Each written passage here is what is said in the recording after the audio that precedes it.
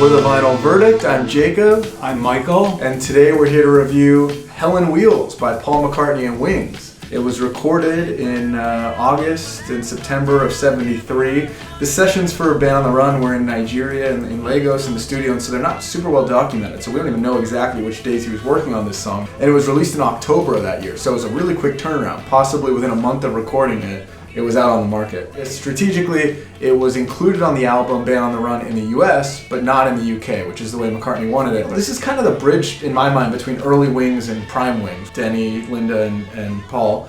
But it's following kind of Wings Mark 1 or Mark 2, depending on how you count it. They had just, with Denny Seiwell and Henry McCullough leaving, they had a big push with Red Rose Speedway. They had a #1 with My Love, and Live and Let Die was the single right before this. So it seemed like they were going for the bigger production and they were going places. And this next one feels like it is a much smaller production effort. There's just 3 of them on the record. It was a Paul McCartney walking bass wonder, lyrically reeling off the different stops in England, I guess on the M6 as you come down from Liverpool. That was kind of made it fun. You were like almost taking the trip with them, even though you didn't understand at that time what the heck Hell on Wheels was or anything. But the music just took off kind of wasn't one note, but it was a one theme kind of bang right out of the gate. And I think it was recorded, considering the circumstances, pretty strongly. They were being laughed at less and starting to register more. Things were growing with Wings. The production really stands out, like you said. There's a reason why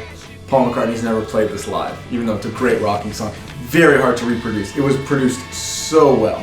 I like you're saying, it's basically one chord, perfectly offbeat and just like up strumming on the, I don't know, it's an A or whatever, but other than when he sings the, we're never gonna give it away or whatever, other than the last line of the chorus, it is a one chord song all the way through. It's so rare that you hear that.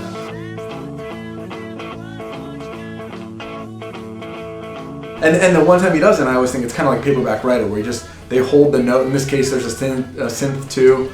Linda's holding like the one note on there, but basically it breaks it just breathes for 1 second and then goes back to this chord, just like it's really like an old railway song or something. It's just, drum part also incredible. Obviously there was a version of this that was recorded with Denny Seiwell. I think it's Paul trying to emulate that, or maybe copy it, depending on, exactly how closely it was aligned. We've never heard that tape, but the drums are really heavy when you isolate it. I think this is the one that Paul struggled with the most on drums,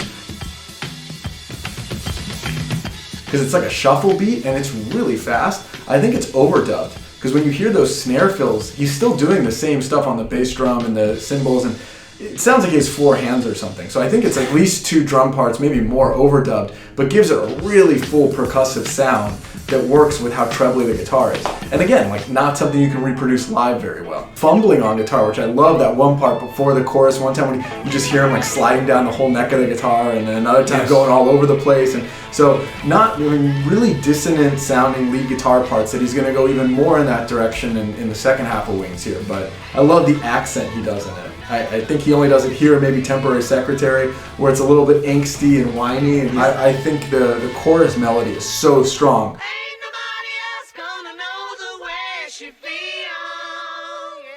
And the harmony is unique to what he's singing, and he's belting it out. And then I assume it's Linda. It's so high it has to be. Like it. But it's but really they belt out that first note together, and then they kind of diverge. It's really weird on the context of Band on the Run. I think most of these songs were written before he even went to Africa. But I think it works. The placement's always weird on the album, but I can't imagine hearing Band on the Run without this. It's almost like a fever dream while he's in Africa. He's thinking about touring in the UK or whatever when he gets back, and it puts a lot of energy into the second side of the album that otherwise has a lot of slower numbers. It's really strong.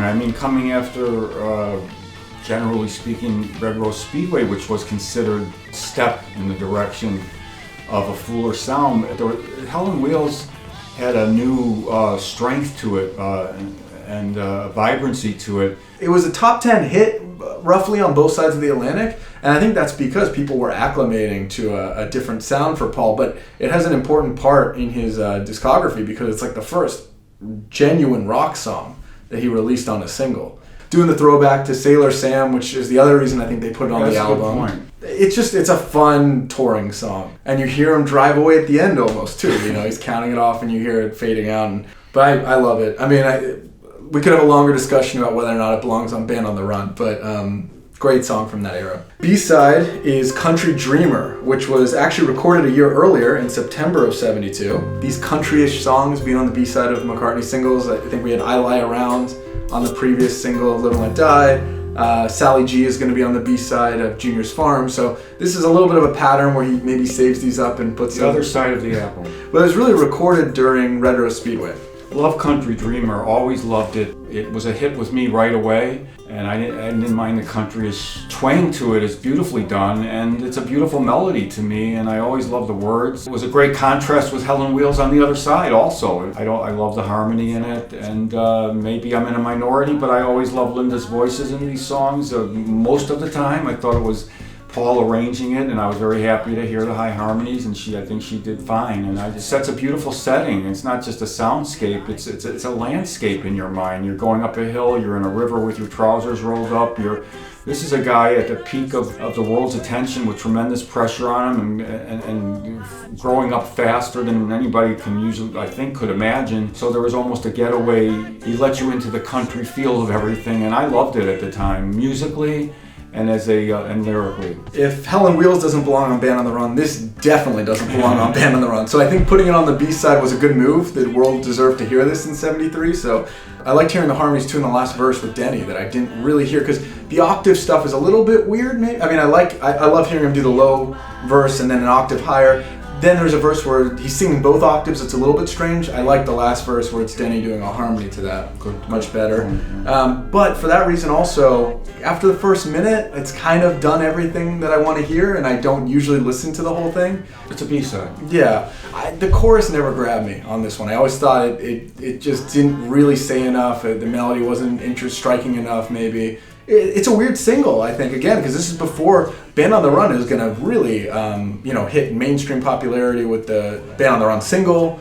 Jet catapulted into being an iconic album, but at this stage, all you know as the public is a nice rock song. Maybe it's with all the context of what we know. We're talking about like a 6-month period, but to me, this feels like it's from a very different era than Helen Wheels already. But, it still works as a single, and obviously did well. It got him a top 10 hit. So that was Helen Wheels, our first McCartney single review.